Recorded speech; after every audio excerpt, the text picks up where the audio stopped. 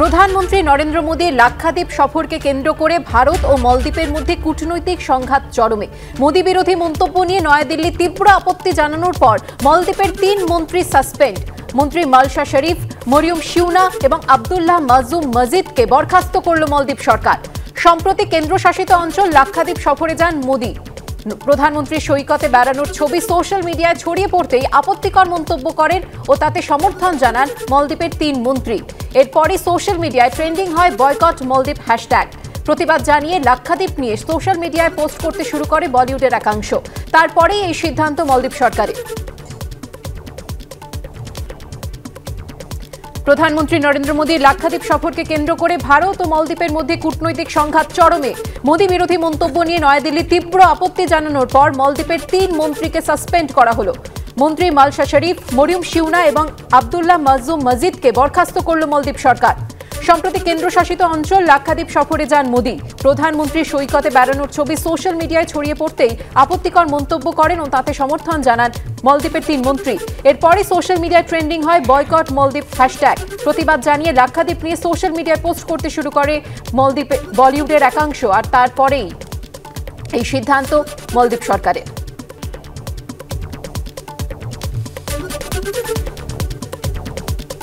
গতকাল ছিল ডিওয়াইএফআই এর ব্রিগেড সমাবেশ, আর সেখানে প্রচুর মানুষের জমায়েতে রীতিমতো উচ্ছ্বসিত নেতা নেত্রীরা। কিন্তু এই ভিড় শেষ পর্যন্ত ভোট বাক্সে যাবে তো, সেই প্রশ্ন উঠছে রাজনৈতিক মহলে। তৃণমূল বিজেপি একসুরে কটাক্ষ করে বলছে ব্রিগেড ভরলেও সিপিএম এর ভোট বাক্স ভরবে না। যদিও সভা মঞ্চ থেকে এ নিয়ে সুর চড়িয়েছেন মীনাক্ষী মুখোপাধ্যায়, মোহাম্মদ সালিমরা। কারা যাবে পার্লামেন্টে 2024-এর লোকসভার ইলেকশনে? কারা যাবে? আমাকে ফ্রিতে দেখতে পাবে, তাই তুমি আমাকে ভোট দাও। আমি দেখতে ফর্সা, তাই তুমি আমাকে ভোট দাও। আমি ঠোঁটে লিপস্টিক লাগাতে পারি, তাই তুমি আমাকে ভোট দাও। जब पानी सर से ऊपर चढ़ जाता है, अच्छा से अच्छा गांधी भी भगत सिंह बन जाता है। কবিতার কথা বলতে গিয়ে জীবনানন্দ দাশ লিখেছিলেন, ভিড়ের হৃদয় পরিবর্তিত হওয়া দরকার, কিন্তু সেই পরিবর্তন আনবে কে? সেই পরিবর্তন হবে কি কোনোদিন? সিপিএম এর যুব সংগঠন ডিওয়াইএফআই এর ব্রিগেড দেখার পর এই প্রশ্নটাই তুলছেন অনেকে। লোকসভা ভোটের বছর 2024, তার প্রথম রবিবারেই বঙ্গ রাজনীতিতে ভোটের উত্তাপ বাড়িয়েছে ডিওয়াইএফআই এর ব্রিগেড সমাবেশ, যেখানে ভিড় দেখে উচ্ছ্বসিত নবীন থেকে প্রবীণ নেতা নেত্রীরা। सुबह की संसदा तुझे मिली नई उम्र, अगर कहीं है स्वर्ग तो उतार ला जमीन पर। तू जिंदा है, तू जिंदा है, तू जिंदगी की जीत पे यकीन कर। अगर कहीं है स्वर्ग तो उतार ला जमीन पर। तू जिंदा है। কিন্তু রাজনৈতিক মহলে প্রশ্ন উঠছে, মাঠ ভরানো ভিড় মোড় ঘোরানোর মতো ভোটে রূপান্তরিত হবে তো? যে ভিড় ভোটের লাইনে দাঁড়ায় তার হৃদয় পরিবর্তন হয়েছে কি? হাতে গুনে কিছু লোক এসছে, তার মধ্যে আমি আবার জানি না সেই ছোটবেলায় আমরা শুনতাম মাছ ভাত আর মাংস ভাত, এখানে তার মধ্যে কিছু আছে কিনা। তবে যে কজন লোক এসেছিল তাদের কটা ভোট সিপিএমে যাবে সেটাও তো বড় সন্দেহের।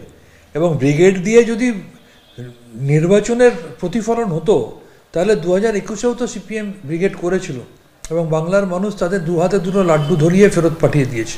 বর্তমানে রাজ্য বিধানসভায় সিপিএম শূন্য, বাংলা থেকে লোকসভায় সিপিএম এর কোনো সাংসদ নেই, জানিয়ে প্রতিনিয়ত খোঁচা দেয় তৃণমূল বিজেপি। কোন গর্ধব অকাট মূর্খরা বলে বামপন্থীরা শূন্য? अरे उसका जीरो का भाव भी पता नहीं है। শুধু জিরোরা যদি রাস্তার দখলের কথা বলে, আসলে ওরা বামপন্থীদের শক্তিকে ভয় পায়। সিপিএম শূন্য নিশ্চয় সবাই জানে, কংগ্রেসও শূন্য সবাই জানে। সেদিনের ভোট হয়েছিল সাম্প্রদায়িক মেরুকরণের ভোট। বারবার ঘুঘুতে ধান খাবে না।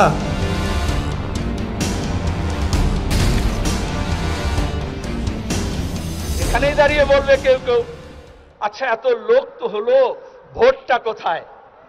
ভোট কোথায় জানেন না?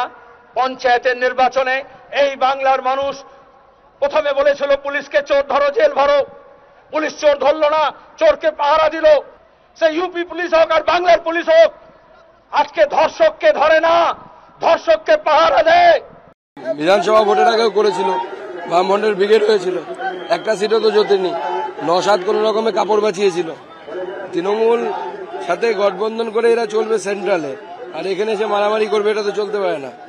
এখানে কুস্তি, দিল্লিতে দোস্তি, আর গোটা দেশে মস্তি, এই মডেল বাংলার মানুষ নেবে না।